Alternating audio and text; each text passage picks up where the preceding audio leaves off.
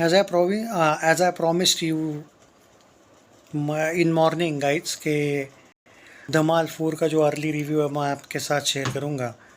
Yes, धमाल 4 का official review आया है। स्पेशल स्क्रीनिंग जो अभी मैं उतना ज़्यादा इन्फो नहीं निकाल पाया, लेकिन एक ट्विटर पे मुझे 3 रिव्यूज़ देखने को मिले हैं जहाँ पे जितना मैं जानता हूँ आई थिंक तरण आदर्श, कोमल नाहटा भी प्रेजेंट थे। Special screening Ajay Devgn films ने, जो देवगन फिल्म्स है उन्होंने और टी सीरीज़ ने रखी है कुछ क्रिटिक्स के लिए, तो उसके कुछ रिव्यूज़ आए हैं वो मैं आप पर। यहाँ पे इशू ये है कि जायसवाल वहाँ पे प्रेजेंट था, तरण आदर्श भी था, आई थिंक कोमल नाहटा, सुमित काडेल और कितने नाम और 3-4 नाम थे। उनमें से किसी ने भी ऑफिशियल नहीं किया है।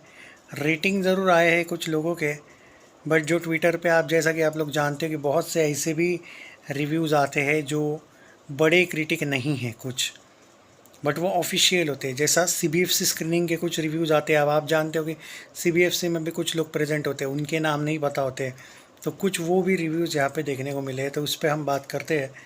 फैमिली एंटरटेनिंग ये फिल्म है एंड जितना मैं अभी जान पाया हूँ इस फिल्म को लेके कि ये फिल्म की जो कंसेप्ट है, जो स्क्रिप्ट है वो काफ़ी अच्छी है। यो आप कह सकते हो कि जो कंसेप्ट है वो थोड़ा सा इससे पहले भी आपने देखी ऑब्वियसली धमाल 1 में वगैरह, पर उन्होंने कहा है कि जहाँ पे इस फिल्म के सिचुएशनल कॉमेडी वाला जो एंगल है, हर एक कैरेक्टर आपको नया लगेगा। इनको आप जानते ज़रूर हो, लेकिन आप ये भी भूलो मत कि ये फिल्म आके भी बहुत टाइम हुआ है, चाहे वो धमाल 3 हो, टोटल धमाल, या फर्स्ट धमाल हो, लेकिन धमाल 4 एकदम perfect, timing of the release is very perfect ऐसा उनका कहना है। दैट्स वाई ये फिल्म वर्क करेगी डेफिनेटली। लोगों को फन लविंग फिल्में, रिलैक्स करने वाली, माइंडसेट आपका काम करने के लिए ऐसी फिल्में वर्क करती है। और इस फिल्म में सबसे बड़ी ताकत इसकी है ह्यूमर। फोर्सफुली आपको कहीं पे भी कॉमेडी नहीं लगेगी, चाहे वो संजय मिश्रा हो, चाहे वो रवि किशन हो, चाहे रितेश देशमुख हो, अंजलि आनंद का कैरेक्टर हो, सब आपको फन लविंग लगेंगे। लेकिन सबसे ज़्यादा कोई ज़बरदस्त है तो जावेद जाफ़री, अरशद वारसी, ऐसा उनका कहना है। अजय देवगन का भी जो पार्ट है वो बाकी कैरेक्टर्स से पूरा डिफरेंट है। वो सिर्फ खजाने के पीछे नहीं, वो लड़की के भी पीछे है, और उसके दो मतलब खजाना भी चाहिए, लड़की भी चाहिए, इम्प्रेस करना है उसके बच्चों को, शायद इस टाइप का भी कोई कंसेप्ट है।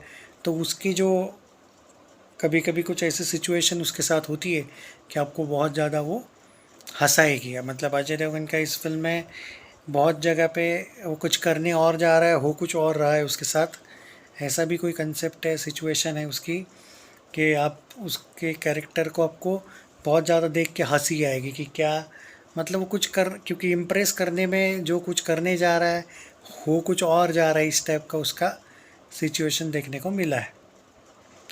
If we talk about Ravi Kishan's character, he is like एक सरप्राइज टाइप का उसका कैरेक्टर है। मतलब भले ही वो विलन टाइप का आप कह सकते हो, लेकिन एक कॉमेडी आपको उसमें देखने को मिलेगी। वो कोई भी एंगल से आपको विलन फील नहीं करेगा, एक गुंडा टाइप का फील नहीं करेगा, या फिर कोई एनिमी टाइप का आपको मतलब एक, जितना मैं देखा उनका जो कहना है उसके हिसाब से कि इतना कॉमेडी कोई विलन हो सकता है क्या, एक अच्छे वे में उन्होंने उनको कहा है। और एक यहाँ पे मैं जितना देख पाया उन्होंने कहा है, एक रिएक्शन जहाँ पे मुझे देखने को मिली है, I am very very impressed by Anjali Anand. Anjali Anand नाम है शायद उसका, मुझे जितना याद है, तो क्योंकि मैं रिव्यूज़ याद रखता हूँ ज़्यादा, बाद में तो मुझे कभी कभी वो नई कोई एक्ट्रेस होती है तो गड़बड़ हो जाती है। आई थिंक अंजलि आनंद है। उन्होंने कहा है कि first Rocky Rani Ki Prem Kahani, total different role, now this role. पर उन्होंने कहा है कि अपने आप पे इस टाइप के जोक्स लेना ये भी बहुत बड़ी कला है, एक्चुअली चैलेंज है ये, और उसने वो मना नहीं किया। कुछ ऐसे सीन्स है जो रितेश देशमुख का जो कैरेक्टर उसको कुछ बोलता है, तो उसके लिए करेज चाहिए अपने, मतलब एक लड़की को ऐसे जोक्स हैंडल करने के लिए, ऐसा उन्होंने कहा है। सबसे ज़्यादा चैलेंजिंग ट्रैक उनका है, ऐसा उनका कहना है। एंड क्रिटिक्स बहुत ज़्यादा इम्प्रेस है उनसे।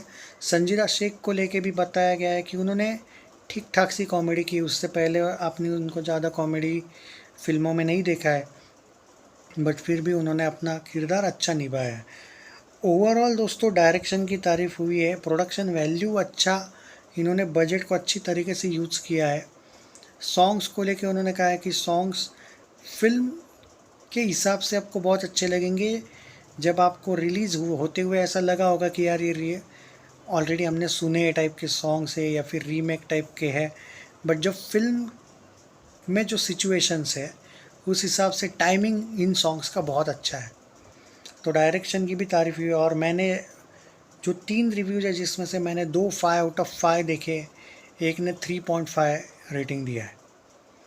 तो ये है भाई पूरा का पूरा सिनारियो। मतलब ऑब्वियसली आप जानते हो कि अभी वीडियो नहीं बना रहा हूँ मैं ज़्यादा, तो मतलब मूड भी उतना आप जानते हो कि, तो त्या उस वजह से बर मैं देखा ये रिव्यू, तो मुझे अचानक मतलब थोड़ा स्लाइट टाइम मिला था, फ्री टाइम, तो मुझे लगा यार कि नहीं ये रिव्यू ज़रूरी है। मतलब ट्रेंडिंग थे ये तीनों भी रेटिंग्स वाले रिव्यूज़, तो मैंने पहले देखे कि उन्होंने क्या क्या कहा है और याद करके आपको बताने की कोशिश की है कि क्या आए हैं रिव्यू। और मैं आपको बता दूं कि ये इनमें से एक भी रिव्यू पेड नहीं है बॉस।